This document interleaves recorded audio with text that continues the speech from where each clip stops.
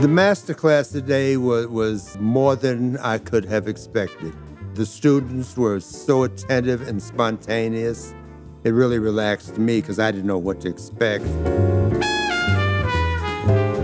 The students were superb, very talented, very open to suggestions, a pleasant experience for me. I gave them a little background about myself, my musical heritage, where I came from, and how I started. Before I even was aware of jazz music, I started off taking quote-unquote classical music, taking private lessons in elementary school, then going to San Francisco Conservatory of Music. While I was in high school at that point, my stepfather was Miles Davis's doctor who stayed at our house, and so he took me to his gig, and that was when the light came on in my head in terms of what I wanted to do for the rest of my life.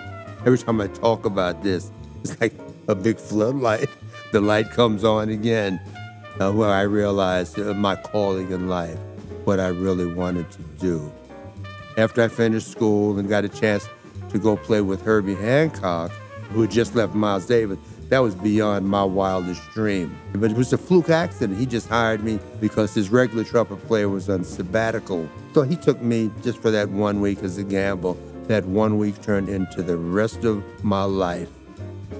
By virtue of playing with him, it opened the door to all my superheroes. They all started calling me just because I played with Herbie Hancock on a fluke accident.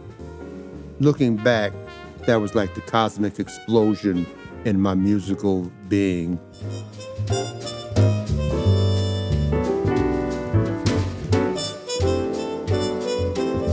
I brought some music with me. Arnie, Somaji, and Stephen Keogh.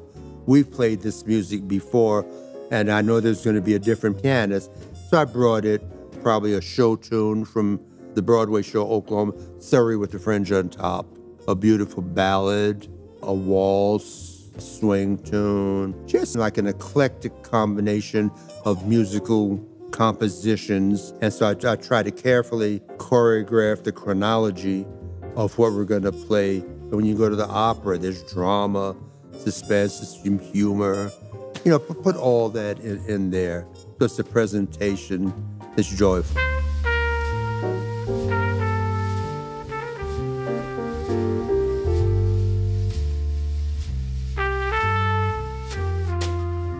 B-side is a jazz night that happens once a month, where guests that we've had in workshops come in and they perform for us, and usually we have a student band as well supporting. We get to talk to them about what their music is and how we can grow as musicians. And often there's a jam afterwards, so everyone gets to get involved, which is really good fun. Some of us got to play and get some feedback, which was really, really nice. It's really inspiring to see what you can become and what you can achieve. It's just a really good chance to learn stuff that you wouldn't necessarily learn in lectures. It's really inspiring to watch, and I really want to incorporate some of that into my own playing.